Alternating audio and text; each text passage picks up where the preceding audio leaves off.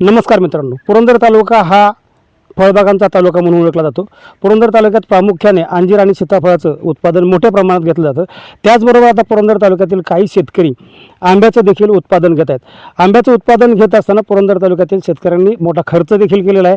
आणि एक कोकणामध्ये पिकणारं जो आंबा आहे तो आता पुरंदर तालुक्याच्या पठारी भागावर आपल्याला पाहायला मिळते. मात्र याच आंब्याचं उत्पादन घेत असताना पुरंदर तालुक्यातील शेतकऱ्यांना आता संकटाचा देखील सामना करावा लागतो. ढगाळ वातावरण असेल, थंडी असेल किंवा अन्य काही कारणांमुळे असेल, सध्या पाऊस देखील आपल्याला पाहायला मिळतो. या शेतकऱ्यांचं मोठ्या प्रमाणात नुकसान झालेलं आहे. आज आपण आहोत पुरंदर तालुक्यातील मांडकी येथील अंकुश जगताप यांच्या आंब्याच्या बागेमध्ये. मध्यंतरीत्या झालेल्या गारपीट असेल किंवा वारा असेल याच्यामुळे त्यांच्या शेतातील आंब्याचं मोठं नुकसान झालं आहे. आणि याच बाबत बोलण्यासाठी आपल्याबरोबर अंकुश जगताप आहेत आणि त्यांच्याकडून आपण जाणून घेणार आहोत की त्यांच्या या फळबागेचं कशा पद्धतीने नुकसान झालं आहे आणि शासनानं त्याच्यासाठी कोणत्या उपाययोजना कराव्यात किंवा त्यांच्या शासनाकडून काय अपेक्षा आहेत हे देखील आपण त्यांच्याकडून जाणून घेणार आहोत. पुरंदर तालुक्यातील मांडकी येथील शेतकरी अंकुश जगताप यांनी त्यांच्या 1.5 एकर शेतामध्ये आंब्याच्या झाडांची लागवड केली होती. यामध्ये पायरी आणि हापूस आंब्याच्या झाडांची लागवड त्यांनी केली होती. यावर्षी या आंब्यांना चांगला मोहर आला होता, त्यामुळे चांगले उत्पन्न मिळेल अशी अपेक्षा त्यांना होती.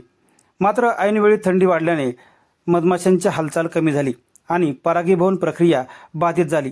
परिणामी मोहर असून देखील फलधारणा झाली नाही. काही प्रमाणात इतर कीटकांद्वारे परागीभवन झाले, मात्र ते अपुरे ठरले.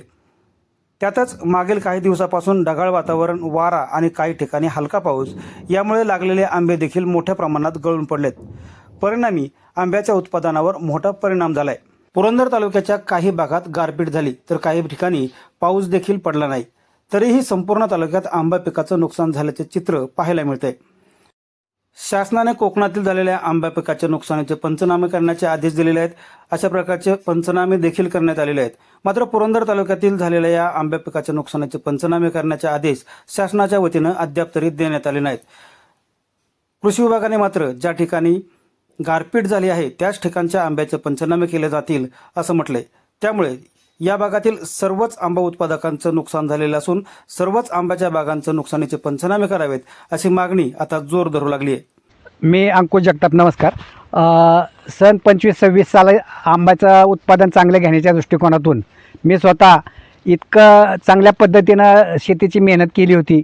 जे शेणखत अगोदर भरलं होतं, शेणखत भरल्यानंतर रासायनिक खतं भरत होतो. आमोशा पौर्णिमेच्या ज्या काय फवारण्या असतात, कीटकनाशकाच्या, जैविकनाशकाच्या ज्या काय असतील त्या सगळ्या पद्धतीनं आम्ही प्रत्येक पंधरवड्याला 10 दिवसाला फवारण्या करून जवळपास भरपूर मोठा खर्च या आंब्याच्या बागेसाठी केला होता.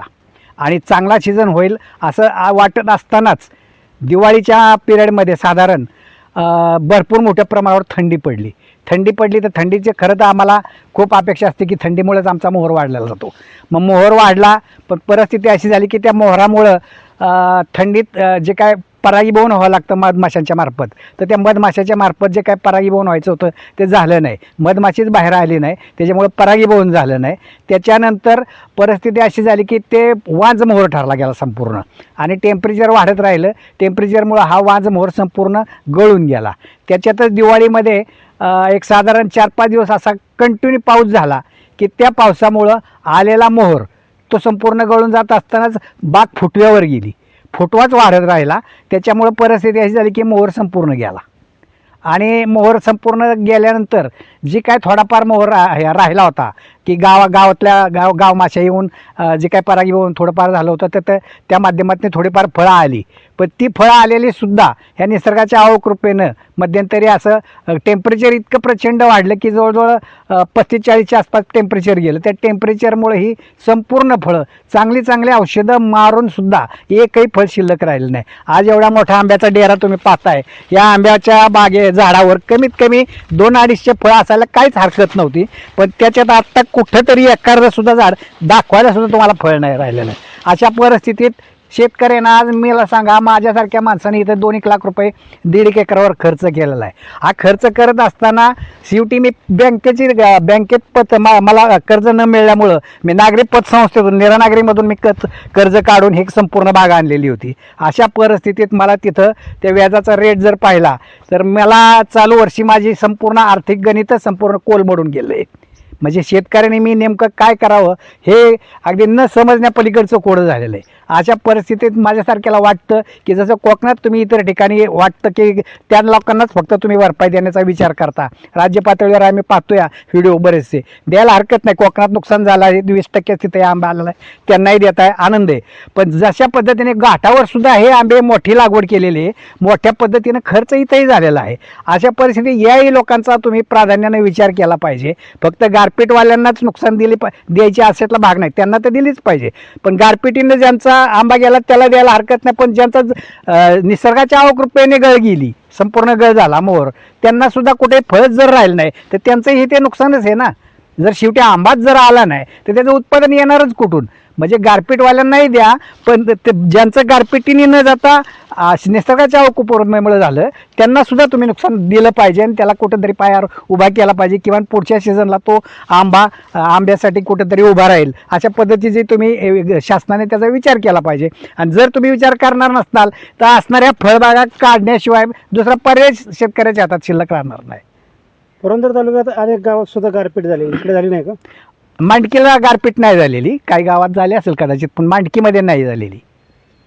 पण गारपीट नाही झाली तरी निसर्गाच्या अवकृपेमुळे एकही फळ राहिलं नाही. हे तुम्हाला प्रत्यक्षात झाडावरच आम्ही दाखवतो या की आमच्याकडे फळच शिल्लक राहिलं नाही. जे काय फळ आहेत ते आता तुम्हाला सगळी 5-10 एक पोती इथं माझ्याकडे ठिक्याकडे आत्ता भरून आहेत की सगळी गळलेली फळं आम्ही तुम्हाला त्यातली दाखवतोय आत्ता. ती बघून घ्या तुम्ही फळं, म्हणजे काही शिल्लक राहिलेलं नाही. अशा परिस्थितीत कुठतरी शासनाने आमचा गांभीर्याने आणि प्राधान्याने विचार केला पाहिजे आणि शेतकरी उभा केला पाहिजे. आणि जर शेतकरी तुम्ही उभा करणार नसताल तर तो कोल मांडल्याशिवाय राहणार नाही.